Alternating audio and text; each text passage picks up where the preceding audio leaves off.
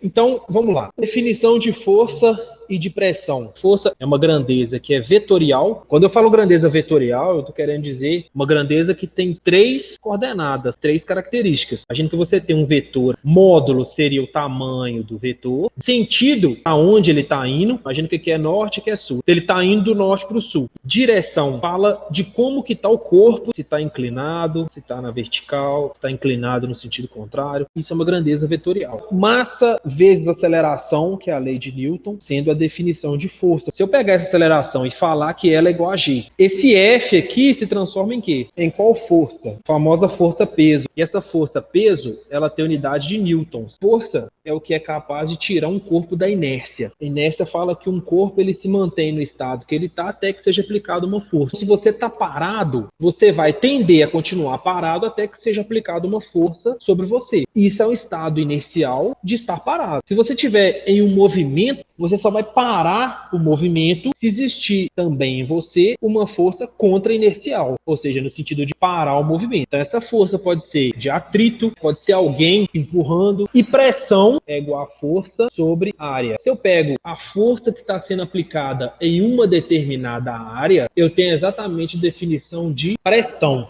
Se a área é pequena, a pressão vai ser alta com uma pequena força. Então, perceba, quando você pega uma agulha, você não precisa fazer força para aquela agulha entrar. Ela entra ali com facilidade. Por quê? Qualquer força que você aplique, a pressão na superfície vai ser suficiente para romper e a agulha entrar com facilidade. Beleza? Agora pensa numa caneta. Qual que é a diferença de furar com a caneta e furar com uma agulha? Porque a área das duas é diferente. Que tem uma área menor, consegue aplicar uma pressão na superfície muito maior do que a que tem uma área de fato maior. Aqui é inversamente proporcional, né? Então, quando você está enchendo aqui um pneu, você está aumentando a quantidade de ar aqui dentro e esse ar não tem como sair daqui. Então, qual que vai ser a tendência do ar que está aqui dentro se você está colocando aqui mais ar? É tentar sair. É aí que vem a pressão. O manômetro é um instrumento capaz de medir pressão. E essa pressão, ela geralmente é medida em PSI. Qualquer sistema que trabalhe pelo princípio da manipulação de pressões, do monitoramento também, você tem que ter um manômetro lá justamente para indicar a pressão desse sistema, beleza? Quando a gente pensa em ar atmosférico, o nível do mar, tem a pressão atmosférica, referência de 1 atm, uma atmosfera. De qualquer ideia, você está aqui, por exemplo, e você vai descendo, descendo, e chega aqui no nível do mar. Quando você está aqui nessa altitude,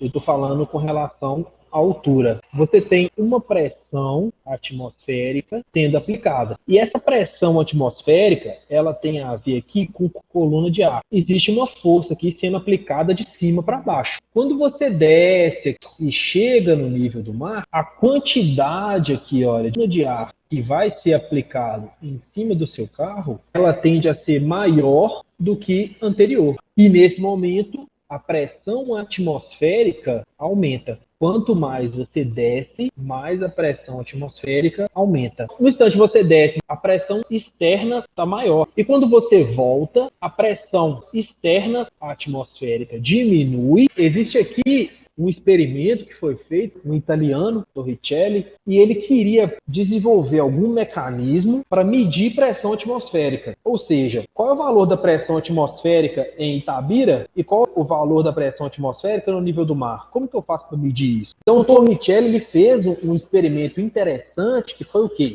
Ele pegou um tubo de ensaio e encheu de mercúrio. O mercúrio ele é líquido na temperatura ambiente e é metal, líquido estável. Encheu também um pouco essa vasilha aqui de mercúrio, só que ele deixou um espaço no tubo de ensaio e colocou dentro dessa vasilha a parte aberta para baixo e observou o que acontece se eu aplicar uma pressão atmosférica no mercúrio. Eu estou aplicando de cima para baixo, então ele vai tender o quê? Subir o nível de dentro do tubo de ensaio. Se a pressão aqui for alta, no caso aqui, aumentar esse nível aqui lá dentro. Em contrapartida, se eu diminuo a pressão atmosférica, a pressão aplicada aqui, ó, se a pressão for baixa, o líquido que está lá dentro tende a sair e o nível mostrado aqui reduz. Então, nesse momento, ele criou um pequeno experimento onde ele conseguia medir com uma precisão interessante o nível de pressão atmosférica. Então, depois disso, ele começou a ir em vários pontos diferentes, em altitudes diferentes, em cidades diferentes, e percebia que para o mesmo experimento, com as mesmas quantidades, a mesma vidraria, o nível de mercúrio aqui dentro, ele modificava de acordo com a cidade que ele foi indo fazendo experimento. Então, aqui ele concluiu o quê? Que em função da diferença da pressão atmosférica em cada ponto, o mercúrio aqui dentro respondia subindo mais aqui no tubo de ensaio ou descendo mais.